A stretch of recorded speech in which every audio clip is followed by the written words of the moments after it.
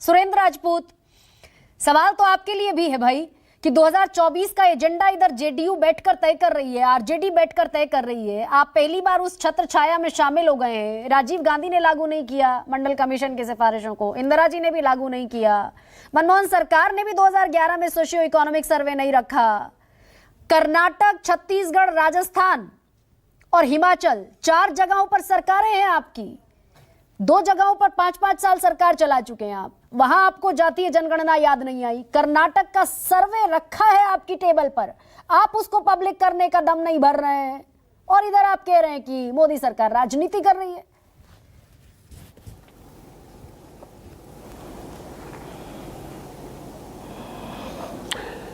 बड़ी बढ़िया बात कही गरिमा जी आपने। आप बहुत अच्छे तरीके से आपने रखा। हमारा भी हृदय परिवर्तन हो गया ना। जैसे अभी भारतीय जनता पार्टी के लोग कहते हैं, सारे के सारे, और वाजपेयी साहब के साथ में लोग कहते हैं कि साहब राहुल जी ने नहीं, राजीव जी ने रखे, इंदिरा जी ने रखे, तो इन्होंने तो घनघोर रूप से अपराध कर दिया, जैसे गुरु कह रहे थे। और भारतीय जनता पार्टी अपने स्टैंड से हार्ड स्टैंड की ओर जा रही है। यानी भारतीय जनता पार्टी अगर पिछड़ों से अगड़ों की ओर जा रही है, पिछड़ों के विरोध में जा रही है। अब तक भारतीय जनता पार्टी पिछड़ों के साथ होने का दम भरती थी 2014 तक। 2014 तक कहते थे कि मैं पिछड़ा हूं, मैं घाची जाति से हूं, मैं पिछड़ा तेली हूं, क्योंकि वो अपने आप को ही लेकर के आए थे तेली वर्ग में, घाची जाति में। वो ओरिजिनल पिछड़े तो है नहीं, नकली पिछड़े हैं प्रधानमंत्री जी।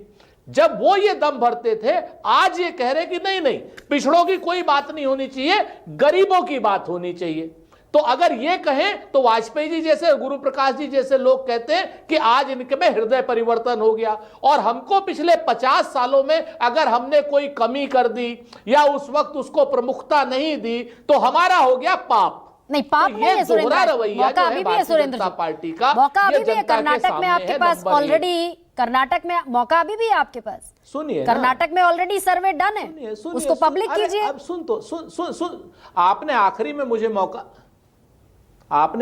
मुझे मौका दिया तो मेरी बात तो सुन Surendra ji. Last but not the least, Karnataka में कुछ कमियां रह गई हैं उस सर्वे में, वो हम पूरी कर रहे हैं। और कर्नाटक में कुछ उस सर्वे में कुछ गुणा भाग में कमियां हैं, वो कमियां दूर होते ही वो सर्वे भी सामने आ जाएगा। अच्छा, राजस्थान में अगली सरकार बनते ही सर्वे शुरू करेंगे, मध्य प्रदेश में सरकार बनते ही सर्वे शुरू करेंगे, छत्तीसगढ़ में सरकार बनते ही हम सर्वे शुरू करेंगे।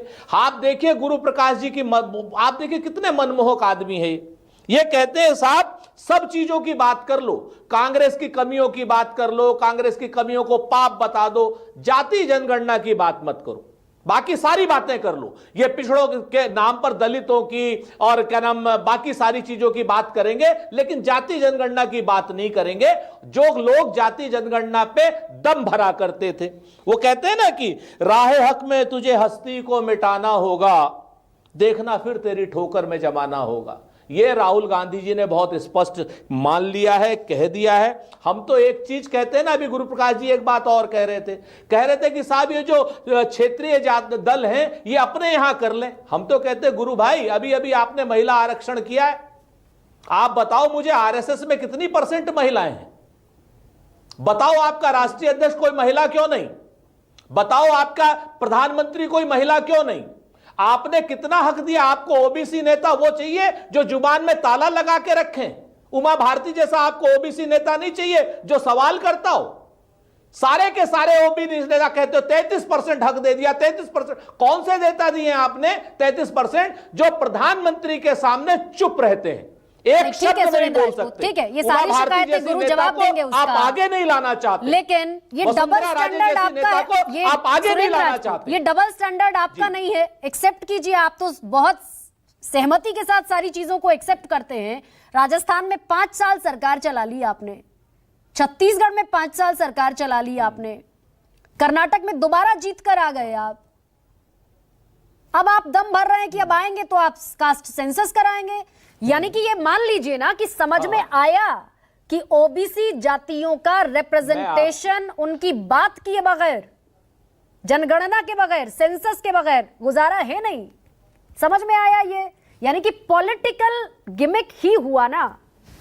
हमें तो नहीं नहीं, देखिए दो चीजें बड़ी साफ हैं। हमें तो जब आप 1948 में राष्ट्रीय सरकार को अंग्रेज सत्ता सौंपते हैं, उस वक्त प्रायोरिटी अलग। 1952 में पंचवर्षीय योजना की प्रायोरिटी, 1971 में हरित क्रांति की, एक देश को दो देश बनाने की, यानी एक पाकिस्तान को दो पाकिस्तान बनाने की प्रायोरिटी। उसके बाद 2004 से 2014 तक right to information, right to food, right to education और मनरेगा देने की प्रायोरिटी।